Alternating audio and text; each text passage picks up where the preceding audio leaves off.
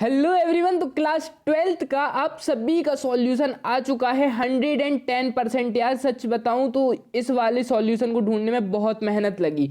अब तुमको एक बात बताऊं, चलो देखो, सबसे पहले तो अपन के पास टाइम नहीं है तो टाइम वेस्ट तो करूंगा नहीं, ठीक है। अब ये जो इनने पैसेज दिया था ना यार, इतना परेशान किया इस पैसेज ने, पता नहीं कहाँ से। अब मैं बताता हूँ इन लोगों ने पैसेज कहाँ से उठाया। ये उठाया इनने क्लास 5th की इंग्लिश की बुक से, है ना। सोचो, क्लास 5th की बुक से उठाया यार ये पैसेज, और मैं वहां पर गूगल पर देखते देखते थक गया, है ना। क्योंकि इसके आंसर्स तो मिल गए थे, लेकिन कुछ आंसर्स ऐसे रहते हैं ना जिनको ढूंढना बहुत थोड़ा सा टफ हो जाता है, एक दो आंसर। तो जब मैंने पूरी रिसर्च करी, इस वजह से ये वीडियो इतना लेट हो गई, है ना। बाकी तुम सभी को यार बहुत बहुत बहुत बहुत सारा थैंक यू। 50K हमारी फैमिली कंप्लीट हो गई, एंड मुझे तो अभी भी बिलीव ही नहीं हो रहा है कि यार सच में 50K कंप्लीट है, ठीक है। एंड अब यहाँ पर जो पहला क्वेश्चन है, the author apparently thinks that puppies are, पहले वाले का आंसर हो जाएगा तुम्हारा friendly and playful, friendly and playful. And second वाला है which is the best synonym for the word behave as applicable in the passage, तो इसका हो जाएगा तुम्हारा ट्रेन, ठीक है। थर्ड है द एबव पैसेज स्पीक्स, तो इसका हो जाएगा the work involved in training puppies. Fourth वाला क्वेश्चन है विच of the following is the best synonym of relax, तो इसका हो जाएगा सी वाला रेस्ट, ठीक है। आप चलते हैं फिफ्थ क्वेश्चन पर।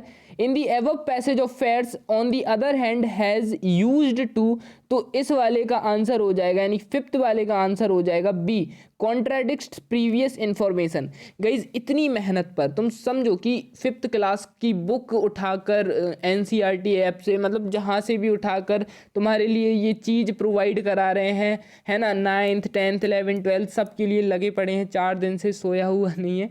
और तुम्हारा एक सब्सक्राइब हमें कितना ज़्यादा मोटिवेट करता है। एंड जब जब 50K हुए थे ना, तो मेरी सारी थकान उड़ गई थी कि यार 4 दिन से सोए नहीं, चलो सब गायब है, ठीक है। अभी 12th वालों के लिए भी सॉल्यूशन बनाना है ना। तो ऐसे ही सपोर्ट करते रहो, है ना। भले ही अभी 12th की पब्लिक अपने पास थोड़ा सा कम है, 11th की ज़्यादा है, लेकिन 12th के भी आपको बच्चों को, अपने फ्रेंड्स को ऐड करना है कि 12th का भी अपन लोग बहुत सही सपोर्ट करें। क्योंकि जनवरी के बाद फरवरी में कुछ कोई त्यौहार आने वाला है बच्चों का, है ना। बहुत जल्दी आने वाला है ये वाला त्यौहार। चलो तो बात करते हैं क्वेश्चन नंबर 6 वाली का। 6 का हो जाएगा, अब इसका हो जाएगा डी वाला, ठीक है। बहुत बड़ा है ना। People think that puppies are cute and playful and do not always think about how much work it and will taken to train them, है ना।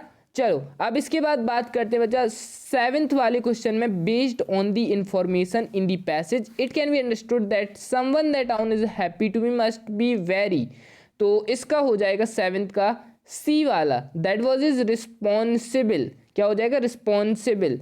एंड इसके बाद हो जाएगा 7th वाला question, according to the passage why is it easier to take care of adult dogs that puppies, तो इसका हो जाएगा फर्स्ट एंड सेकेंड ओनली। क्या हो जाएगा? फर्स्ट एंड सेकेंड ओनली, ठीक है।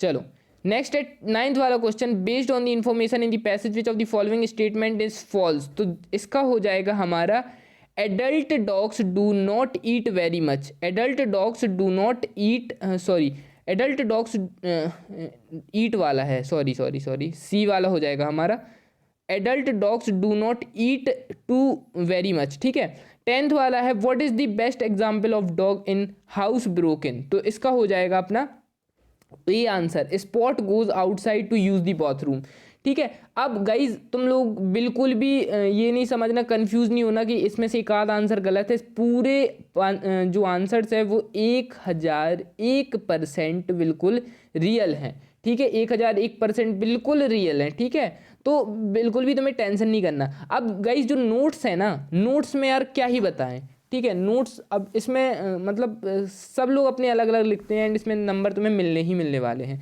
सिंपल बस तुम एक टाइटल डाल देना अपना, उसके बाद तुम नोट्स डालना, फिर उसके बाद तुम नोट्स लिख देना 1 2 1 1.1 ऐसे वाले भी लिख सकते हो, 1 2 3 4 वाले भी लिख सकते हो। तो इसका सॉल्यूशन मतलब इसका क्या ही देना, ठीक है। अब ये सेक्शन ए के जितने हैं यहाँ पर लिख दिए हैं, अगर तुम्हें वहाँ से समझ ना आए तो ये देख लो। ये 6th वाली का थोड़ा लाइन ज़्यादा लिखनी थी, अपने पास टाइम कम था तो छोड़ दिया था, ठीक है। चलो अब इसके बाद ये design a attractive poster about the harmful effect of drugs, तो इसको दिखाते हैं। तो गाइज ये रहा ड्रग्स वाले का, या do you love yourself and your family, if yes say no to drugs, drugs leads to destruction. ठीक है, इतना तुम्हें बना लेना है एंड तुम्हें तुम्हारे 4 नंबर फिक्स मिल जाएंगे। ठीक है, चलिए चलते हैं अपने नेक्स्ट क्वेश्चन की तरफ। अब जो हमारा नेक्स्ट क्वेश्चन है वो है कि एक अपन को क्या करना है, लेटर लिखना है टू एडिटर को local newspaper informing about the in sanitary condition in your colony. जैसे सैनिटरी करने वाले नहीं आते वो जो इस धुआं सा छोड़ जाते हैं अपने घरों, मतलब कॉलोनी में आते कभी कभार, और वो धुआं जिससे मच्छर वगैरह नहीं आते, तो उनके ऊपर भेजना है कि मतलब unnecessary condition in your colony इन मतलब इन सैनिटरी कंडीशन, यानी कि बहुत ख़राब चीज़, सैनिटाइज नहीं होती हमारी कॉलोनी, गंदगी रहती है। ठीक है, पानी यहाँ वहाँ भरा रहता है ना, मतलब जो जैसे नगर पालिका के लोग काम करते हैं ना, उससे रिलेटेड हमें लिखना है। नहीं तो तुम लोग ये लिख देना कि write a letter to your friend giving him suggestion about prepare of NEET. अब ये तुम लोग ज़्यादा अच्छे से लिख लोगे कि अपने फ्रेंड को सजेशन देना है, भाई नीट निकाल लो, लाइफ सेट है। ठीक है, तुम एक बार बस नीट निकाल लो, लाइफ सेट है। And that is really true यार, नीट निकाल लो, लाइफ सेट है सच में। पूरी तुम्हारी नहीं, तुम्हारी आने वाली 7 पीढ़ियों की तक लाइफ सेट हो जाएगी अगर नीट निकाल ली। ठीक है ना, तो दैट इज़ कि तुम इसमें बता दो, और उसे मतलब तुम लोग ये नहीं लिखना कि नीट निकाल लो तो लाइफ सेट है यार। तुम्हें उसे बताना है कि तुम्हें मॉक टेस्ट लगाने पड़ेंगे, तुम्हें सैम्पल पेपर सॉल्व करने पड़ेंगे, तुम्हें डीपीवी सॉल्व करनी पड़ेगी, तुम्हें कंसिस्टेंसी पढ़ाई करनी पड़ेगी, है ना, तुम्हें कोचिंग्स अटेंड करनी पड़ेंगी, तुम्हें क्लासेस अटेंड करनी पड़ेंगी, है ना, ये सब चीज़ें तुम लिख देना। ठीक है, अब यार हर चीज़ लिख के नहीं बताई जा सकती। एंड अब नेक्स्ट आ जाता है what is the help following inputs produce right in the value of games. तो value of games in the above 120 words. अब वैल्यू ऑफ गेम्स के ऊपर इन जो ये वर्ड्स दिए गए हैं ना, necessary of life, make your body healthy, develop quantity in brotherhood, remove monotony, learning good habits, इनका हिंदी मतलब बता देते हैं कि नेसेसरी ऑफ लाइफ, ये लाइफ में बहुत ज़रूरी है। अब इसी को तुम आगे बढ़ा चढ़ा के लिख देना। देखो यार ये चीज़ें ना रटी नहीं जाती, है ना, इस चीज़ को समझ लो। इन चीज़ों को तुम रट नहीं सकते बहुत जल्दी, इसलिए इनका सॉल्यूशन अभी हम ऐसे दे नहीं रहे, नहीं तो व्हाट्सएप ग्रुप पर PDF में डाल देंगे। ठीक है, तो इन चीज़ों को रटना नहीं, जितना अपने मन से लिखो, जो अच्छा आए वो लिखो।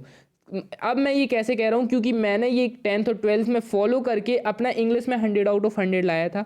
और रटा सिर्फ क्या जाता है, या तो क्वेश्चन आंसर रटे जाते हैं। ठीक है, ये चीज़ें तुम रट सकते हो, है ना, क्वेश्चन आंसर में ऐसा रहता है कि तुम उसमें बना बनू के नहीं लिख सकते उतना ज़्यादा, लेकिन ये चीज़ें तो अपने ऊपर हैं यार, है ना, एक बार पढ़ लो और फिर बस।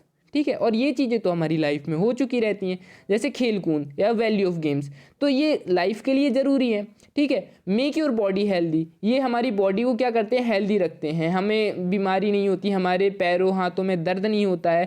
ठीक है, हम सर्दी जुकाम वगैरह से दूर रहते हैं, हम बिल्कुल फिट रहते हैं, है ना।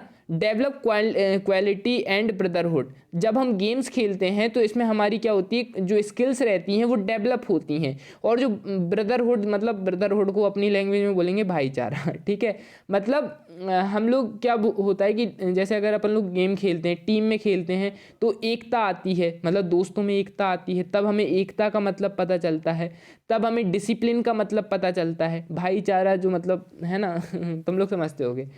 रिमूव मोनोटोमी, तो रिमूव मोनोटोमी का मतलब हो जाता है, देखो मोनोटोमी का जो मतलब होता है, रियल मतलब तो होता है एकरसता, लेकिन इसका रियल मतलब, जैसे मैं एक एग्जांपल के उससे समझाता हूँ। जैसे मोनोटोमी, जैसे इंग्लिश में बता दूँ कि the monotony of highway driving causes accident, the routine was the very, जैसे बोल सकते हैं same every day with nothing to break relieve the monotony, है ना, कि इससे हमारी क्या होता है, कंसिस्टेंसी गो थ्रू होती है। ठीक है, अब इसके बाद आता है लर्निंग गुड्स हैबिट्स, है ना, हम अच्छी हैबिट्स सीखते हैं, सुबह जल्दी जैसे उठना सीखते हैं, हम गेम में हमें टाइम का मैनेजमेंट पता चलता है कि इतने टाइम में हमें गेम ख़त्म करना है।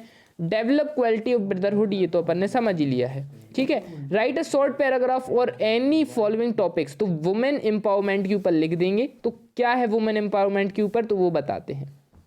अब लेकिन उससे पहले तुम लोग ये वाला देख लो। ठीक है, जैसे द वैल्यू ऑफ गेम्स के ऊपर ये तुम्हें पूरा दे दिया है। अब अगर तुम समझ नहीं पाओगे तो एक बार इसको पढ़ लेना, तो तुम पूरा समझ जाओगे कि ये हमें कैसे मदद करता है। ठीक है, द वैल्यू ऑफ गेम्स। चलो अब इसके बाद ना हम सीधे आ जाते हैं ग्रामर को। ग्रामर को हमें क्या करना है, अभी हम ग्रामर को आपको डायरेक्ट व्हाट्सअप ग्रुप पर अपलोड कर देंगे। ठीक है, तो व्हाट्सअप या टेलीग्राम पर तुम लोग कनेक्ट हो जाओ, है ना। चलो